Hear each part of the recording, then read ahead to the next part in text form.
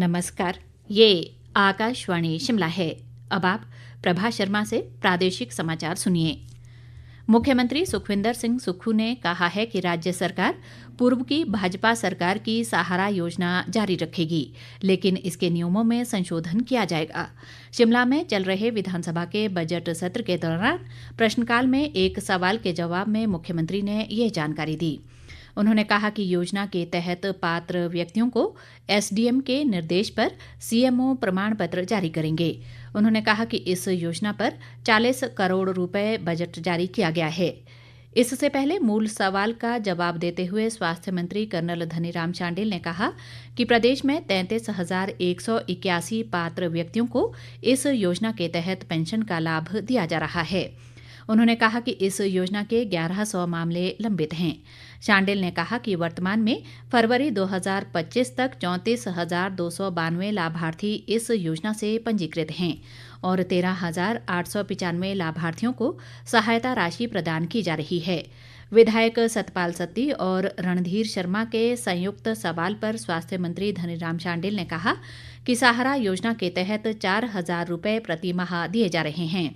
उन्होंने कहा कि कई पात्र लोगों के दस्तावेज पूरे नहीं हैं और सभी दस्तावेज पूरे होने पर उन्हें पैसा जारी हो जाता है।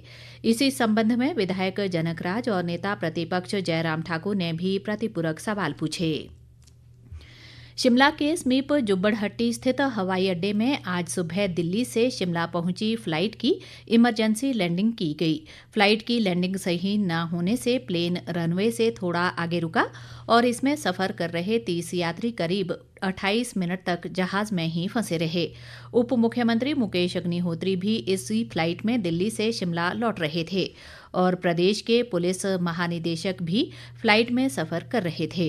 मुकेश अग्निहोत्री ने कहा कि जुब्बड़हट्टी एयरपोर्ट का रनवे पहले ही छोटा है और इसी वजह से इमरजेंसी ब्रेक लगानी पड़ी। इस मामले पर मुख्यमंत्री सुखविंदर सिंह सुक्खू ने कहा कि डीजीपी के माध्यम से जुब्बड़हट्टी में फ्लाइट की इमरजेंसी लैंडिंग की जानकारी मिली है।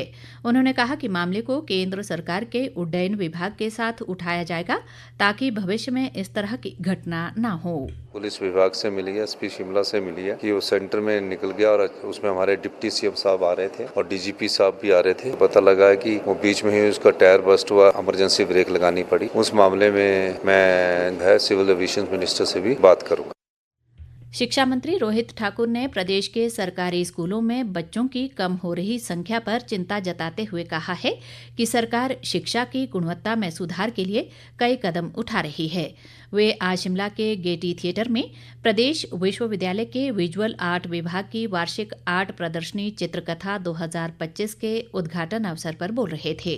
रोहित ठाकुर ने कहा कि 20 वर्ष पहले सरकारी स्कूलों में पहली से 8वीं तक बच्चों की संख्या 9.5 लाख थी, जो अब घटकर 4.5 लाख हो गई है, यानी 55% दाखिले कम हो गए हैं। विशेषकर हमारी जो फर्स्ट से लेके 8 तक की क्लासेस है, लगभग जहां से 20 वर्ष पूर्व लगभग कोई 9.5 लाख के आसपास की हमारी एनरोलमेंट हुआ करती थी, मात्र 4.5 लाख के आसपास रह गई। लगभग कोई 55% के आसपास में कमी आई है और इसी तरह से हमारे हायर एजुकेशन की +2 तक की जो हमारी एनरोलमेंट थी उसकी भी लगभग कोई 35% के आसपास कमी आई है। तो ये एक मैं समझता हूँ एक विषय है, चिंता का विषय है और हमने अपने 2 वर्ष में हमारे क्वालिटेटिव एजुकेशन को फोकस दिया है। जो एक प्राइवेट और के सरकारी स्कूल्स के बीच जो अंतर था, इस खाई को पूरी करने के लिए बहुत से प्रयास हुए। शिक्षा मंत्री ने प्रदर्शनी में विजुअल आर्ट विभाग के बच्चों द्वारा प्रदेश की समृद्ध संस्कृति सुंदरता को दर्शाते चित्रों का अवलोकन भी किया।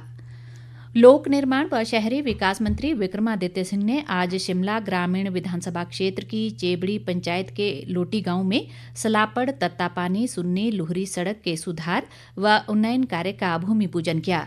इस कार्य पर करीब 70 करोड़ रुपए खर्च होंगे। विक्रमादित्य सिंह ने कहा कि सड़क निर्माण में सुन्नी बांध जल विद्युत परियोजना का महत्वपूर्ण योगदान है और इससे 5 पंचायतों के लोगों को लाभ होगा। लोक निर्माण मंत्री ने निर्माणाधीन सुन्नी बांध जल विद्युत परियोजना का निरीक्षण भी किया और खैरा में SJVN के अधिकारियों के साथ बैठक की। विक्रमादित्य सिंह ने अधिकारियों को बांध प्रभावित परिवारों को रोजगार में प्राथमिकता प्रदान करने को कहा ताकि क्षेत्र के लोगों को लाभ मिल सके। इसी के साथ ये समाचार बुलेटिन समाप्त हुआ। हमारा अगला बुलेटिन आप सुन सकते हैं शाम 7:45 पर। नमस्कार।